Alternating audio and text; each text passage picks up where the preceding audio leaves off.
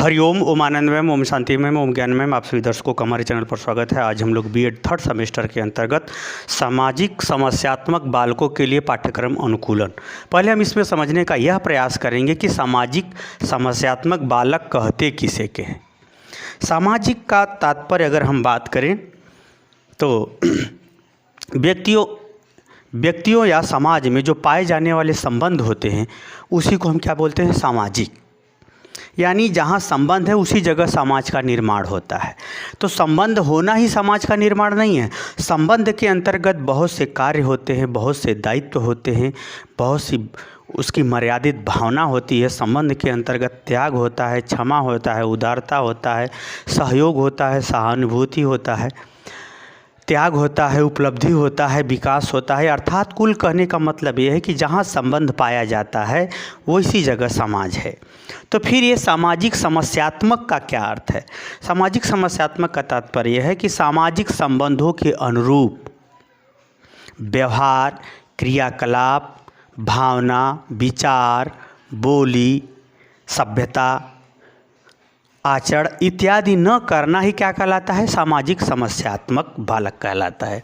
यानी कि जो भी कोई भी बालक बालिका हो, समाज के मूल्य के अनुसार, आदर्श के अनुसार, मान्यता के अनुसार, धर्म के अनुसार, संस्कृति के अनुसार, रीति रिवाज के अनुसार,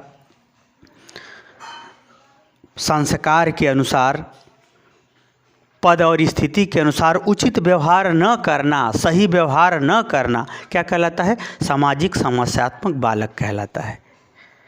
वह चाहे बालिका हो या बालक हो। तो ये जो सामाजिक समस्यात्मक बालक के अगर बात करें तो इसके अंतर्गत बहुत सारे ऐसे व्यवहार आते हैं जैसे गाली देना, चिढ़ाना, चोरी करना, धोखा दे देना, अनुशासन को न मानना, नियम को न मानना, शराब पीना, महिलाओं के प्रति अश्लील हरकत करना या बोलना। एक प्रकार से हम बात करें कि चोरी का योजना बनाना या चोरी करना इत्यादि अनेक सारे व्यवहार आते हैं जिसके अंतर्गत उसको ऐसे बालक बालिका को हम लोग सामाजिक समस्यात्मक बालक के रूप में देखते हैं।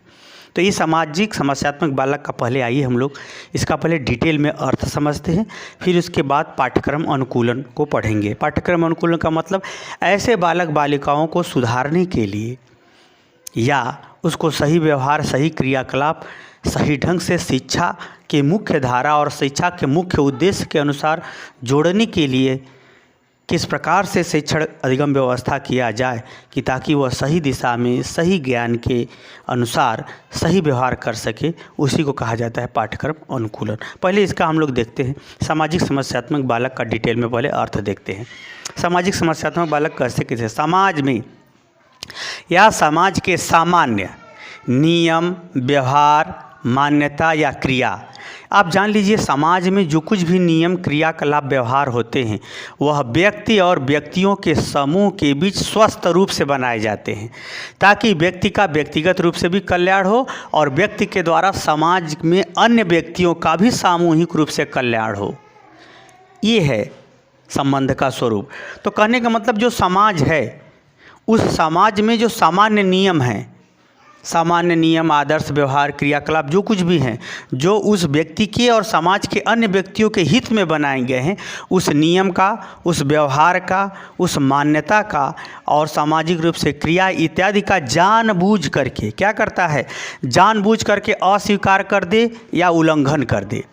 यानी वह जानता है कि यह नियम है कि पहले समाज में कोई कार्यक्रम होगा तो बड़े लोग पहले आएंगे, बड़े बुजुर्गों का सम्मान होना चाहिए, वो नियम तोड़ देगा। यानी वो जानता है फिर भी वो क्या करता है, जानबूझ करके ऐसा करता है। अनजाने में जहाँ पर होता है वहाँ पर स्थिति क्या होती है, उसको क्षमा के साथ उसको सिखाने का प्रयास किया जाता है। लेकिन यहाँ सामाजिक समस्यात्मक बालक कहा गया है। तो ऐसे बालक अपनी विशेष इच्छा के कारण से या मनमाना स्वभाव के कारण से या उचित संस्कार न मिलने के कारण से जानता है फिर भी उल्लंघन करता है। जैसे मंदिर है तोड़ देना, जहाँ गंदगी नहीं करना चाहिए वहाँ जानबूझ के गंदगी करना, खेल खेलते उसमें झगड़ा कर लेना, जानबूझ के लड़ाई कर लेना बिना गलती का। एक प्रकार से ऐसे बालकों की स्थिति में बता रहा हूँ। सामान्य यानी नियम को तोड़ना, व्यवहार को तोड़ना, मान्यता को तोड़ना, जैसे सामूहिक रूप से मान्यता है कि भाई यहाँ पर इस देवता की पूजा होगी, या सामूहिक रूप से मान्यता यह है कि सब लोग जो है मिल करके यह काम हर साल करेंगे, और उस मान्यता को ही अस्वीकार करते हैं। उसी तरह सामाजिक क्रिया भी होती है, समाज के लिए कार्य भी करना पड़ता है, जैसे समाज की सुरक्षा का कार्य, देख रेख का कार्य। ये समाज पूरा विश्व को कह सकते हैं समाज, भारत भी एक समाज है। वहाँ देश में जो सरकार द्वारा विभिन्न कार्य होते हैं वह भी एक प्रकार का क्रिया ही है। तो कार्य का उल्लंघन करना या न मानना करना, तोड़ फोड़ करना, नुकसान करना, ये सब इत्यादि को क्या होता है, जानबूझ करके क्या करता है, अस्वीकार कर देता है, नहीं मानता है, या उसके अनुरूप व्यवहार करने की जगह उसके विपरीत व्यवहार करने लगता है। तो ऐसे बालक और बालिका को क्या बोलते हैं, समस्यात्मक बालक बोलते हैं।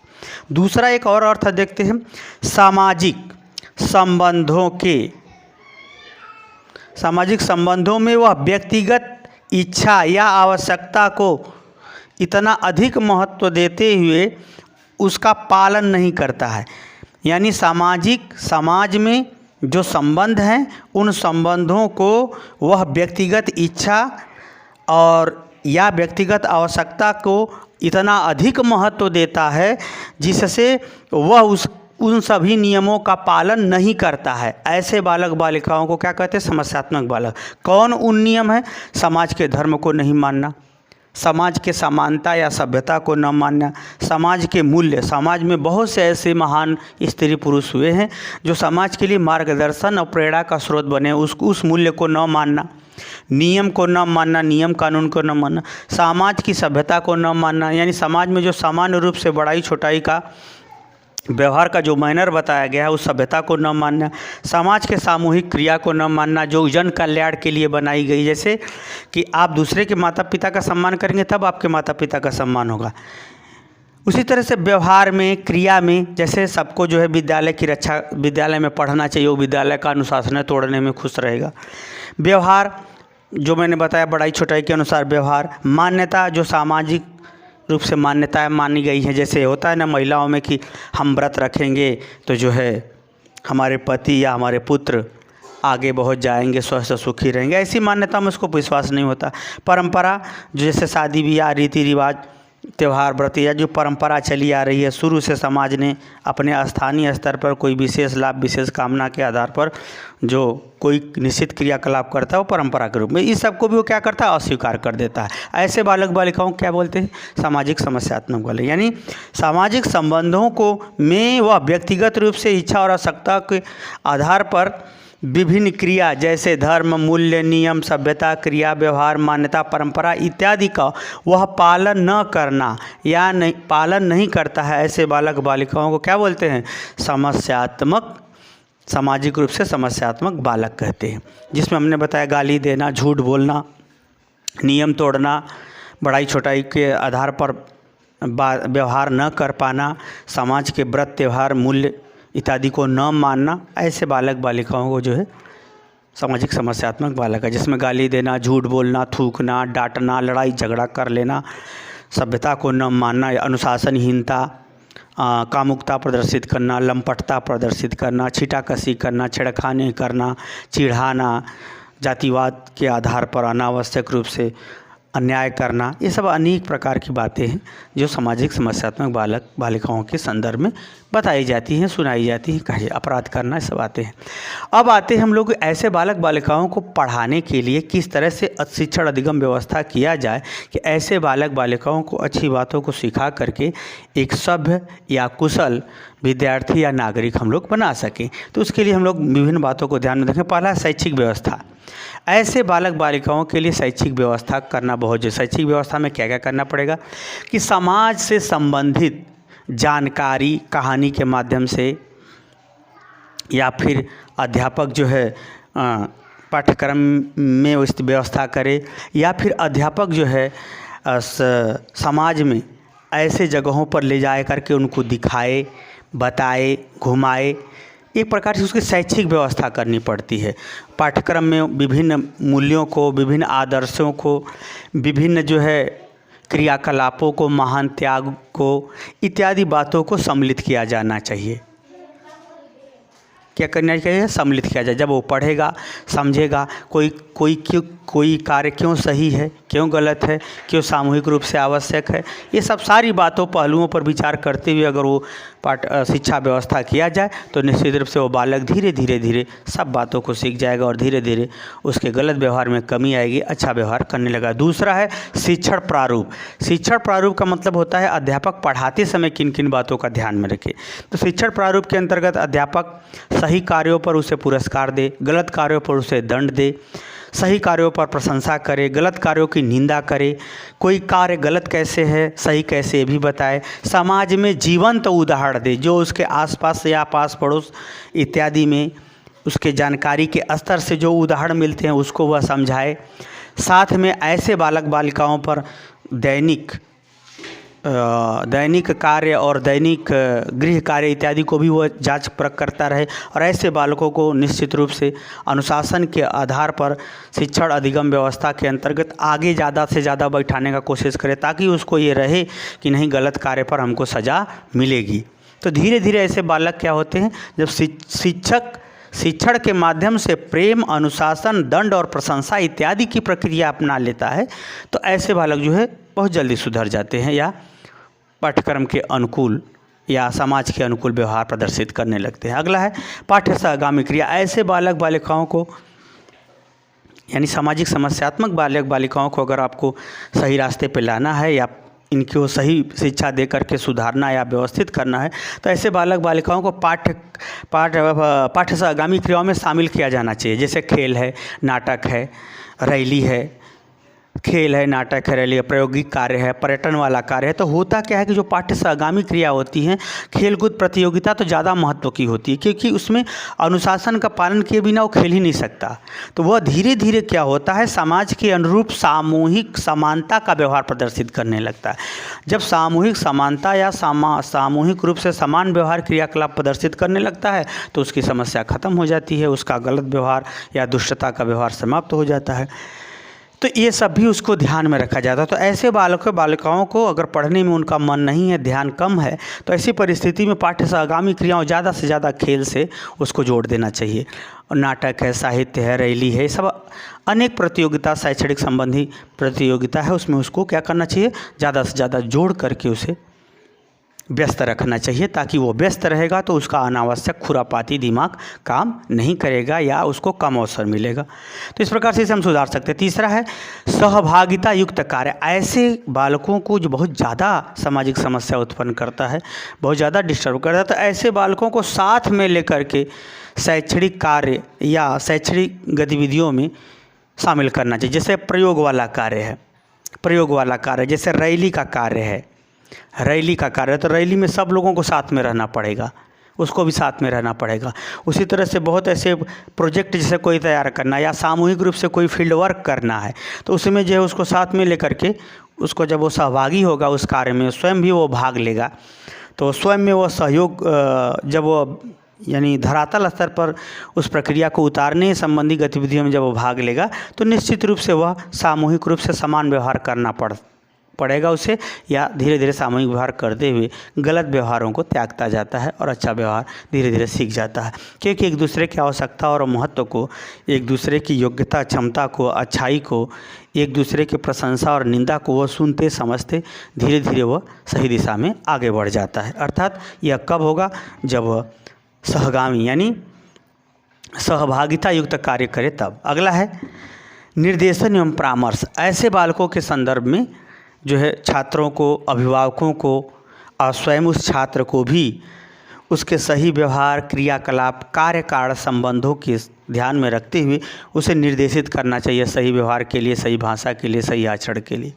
और उसे समय समय पर सलाह भी देनी चाहिए अध्यापक, घर के गार्जियनों को, उसके मित्रों को, कि इसको इस ढंग से व्यवहार करो, इस ढंग से बात करो, इस ढंग से पूछता है तो इस ढंग से जवाब दो, या इस ढंग से यह व्यवहार करो।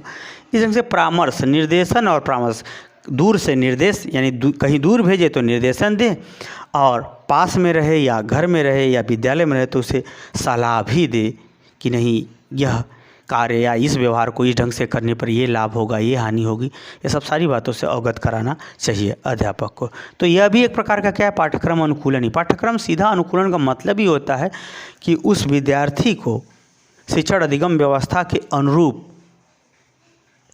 तैयार कर देना या शिक्षण अधिगम व्यवस्था के अनुरूप उसे सिखा देना, क्या करा था, पाठ्यक्रम अनुकूलन कहलाता है। ये सब बातें विशेष रूप से चर्चा की जा चुकी। जब प्ले लिस्ट में जाइए इस पेपर के तो पर्याप्त रूप से आपको मिलेगा। आगे है सांस्कृतिक एवं सामाजिक शिक्षा। ऐसे बालकों को जो समाज के मूल्य आदर्श हैं, परंपरा है, रीति रिवाज है, मान्यता है, इनके पीछे क्या आधारभूत तत्व हैं, क्या आधारभूत तथ्य है, क्या आधारभूत बातें हैं, क्या सामूहिक भावना है, क्या सामूहिक लाभ है, क्या सामूहिक सहयोग है, इन सब बातों से संबंधित जानकारी देनी चाहिए। फिर अपने संस्कृति के बारे में, संस्कृति का मतलब होता है खान पान, रहन सहन, बोली भाषा, ये सब सिखाया जाता है, जिसको संस्कृति, जो परिवार के अंतर्गत उत्पन्न होती है और समाज से होते हुए व्यापक हो जाती है। तो संस्कृति का तात्पर्य संस्कृति के संदर्भ में जो संबंध हैं, उन संबंधों के प्रति क्या भावना, क्या व्यवहार, क्या कार्य, क्या सहयोग, क्या सेवा, क्या उदारता, क्या क्षमा, ये सब बातों से अवगत कराना चाहिए। जैसे कोई भी संबंध हो, गलती तो सबसे थोड़ी मोड़ी होती है, लेकिन उस संबंधों को बचाने के लिए आपको क्षमा करना पड़ेगा, क्योंकि हम मशीन की तरह व्यवहार करेंगे कि गलती पे कैंची लगा के काट दो, तो फिर संभव नहीं कि कोई व्यवहार आपके पास या कोई संबंध आपके पास बचे। इसलिए क्षमा, उदारता के साथ प्रेम और सहनशीलता को लेते हुए संबंध को बचाना ही पड़ता है। तो ये जो संबंध हैं, उन संबंधों की गरिमा, उसकी आवश्यकता, उसकी सहयोग और उसके प्रति तत्परता, उसके प्रति त्याग इत्यादि की बातों को भी सांस्कृतिक और सामाजिक स्तर पर शिक्षा की व्यवस्था में शामिल करना चाहिए। हालांकि ये चीज़ें शैक्षिक व्यवस्था में ही शामिल कर देना चाहिए, चलो अलग से लिखा गया है तो ये भी चीज़ें इसी में अगर शामिल कर दिया जाए तो ऐसे बालक बालिका निश्चित रूप से, जो आदमी ज्ञान से नियंत्रण में है वही व्यवहार से नियंत्रण में है, जिसका ज्ञान या बुद्धि का नियंत्रण नहीं है वो व्यवहार से भी नियंत्रित नहीं है। ऐसे बालक बालिका मानसिक रूप से सब कुछ जानते हुए भी फिर भी अपनी इच्छा और सत्ता पर नियंत्रण नहीं रखते हैं, तब वह जो है समस्या उत्पन्न करते हैं। तो निश्चित रूप से ये सब चीज़ें क्या होंगी, सांस्कृतिक और सामाजिक शिक्षा या शैक्षिक व्यवस्था के अंतर्गत वह जो है मानसिक रूप से नियंत्रित होकर के निश्चित रूप से सही व्यवहार प्रदर्शित करेगा। इस प्रकार से उसका पाठ्यक्रम अनुकूलन हो जाएगा। अगला है संस्थागत सहयोग। यदि बालक बहुत अत्यधिक अपराध की श्रेणी या अत्यधिक गलत व्यवहार या अत्यधिक जो है वह संवेगात्मक रूप से आक्रामक होकर के वह समाज के नियमों को या समाज की मान्यताओं को तोड़ता है, तो ऐसी परिस्थिति में बालकों को संस्थागत सहयोग, जैसे सुधार गृह होता है बालकों के लिए, सुधार गृह सरकार की तरफ से होता है, उसी तरह से ऐसे संस्थागत सहयोग जैसे परिवार का सहयोग ले, समाज का भी सहयोग ले, सरकार के द्वारा सुधार गृह, जो बालक सुधार गृह बनाए गए हैं या शिक्षा व्यवस्था की गई है, उसका भी सहयोग लेकर के उसे सही व्यवहार, प्रेम से सीखता है तो प्रेम से, नहीं ज़बरदस्ती सीखता है तो ज़बरदस्ती सीखने सिखाने का भी प्रयास करना चाहिए। क्योंकि वास्तव में जैसे होता है ना, कोई आदमी कितना हो पागल हो लेकिन भोजन के लिए पागल नहीं होता, जब तक वो जिएगा तब तक भोजन को पचानेगा, भोजन जरूर करेगा। उसी तरह से ये कितना हो समस्यात्मक बालक है, यदि हम पुरस्कार और दंड का सहयोग लेते हैं, उसकी व्यक्तिगत आवश्यकताओं के आधार पर उसे विवश करके सही व्यवहार सिखाएं तो आज नहीं तो कल सीखना ही पड़ता है। तो ऐसे जो संस्था ऐसी पद्धति या विधि अपनाने के लिए या ऐसी परिस्थिति उत्पन्न करते हुए उसे सही रास्ते पर लाने के लिए संस्थागत सहयोग की ज़रूरत होती है, जिसमें सरकार सुधार गृह रखी है और परिवार समाज के अंतर्गत भी कुछ ऐसे समूह होते हैं, कुछ ऐसे संगठन होते हैं, कुछ ऐसे जन सामूहिक या सामाजिक रूप से प्रसिद्ध या पॉपुलर व्यक्ति होते हैं, जिनके साथ में कुछ दिन रहते रहते वो सीख जाता है। क्या करता है, सीख जाता है। जैसे एक उदाहरण के लिए, जैसे नेता के पीछे जितने भागने वाले हैं, भले ही आपको अक्षर ना आए, कुछ दिन में नेतागिरी सीख जाते हैं। उसी तरह से सामूहिक और संस्थागत व्यवहारों के अंतर्गत उसे हम सही रास्ते पर, संगत के आधार पर, परिवार के विशेष नियंत्रण के आधार पर, सरकार के सुरक्षा गृह के आधार पर, विद्यालय के विशेष देख रेख के आधार पर हम उसे सुधार सकते हैं या सही रास्ते पे ला सकते हैं। तो मुझे उम्मीद है कि सामाजिक समस्यात्मक बालक के अनुकूल शिक्षण अधिगम व्यवस्था कैसे की जाए ताकि वह भी सामान्य बालकों की तरह समाज के लिए अनुरूप, अनुकूल, व्यवस्थित, सही व्यवहार कर सके, उसे आप समझ गए होंगे। समझ गए तो कमेंट बॉक्स में ज़रूर बताइए। साथ ही मेरे चैनल को लाइक शेयर सब्सक्राइब भी कीजिए। हरिओम।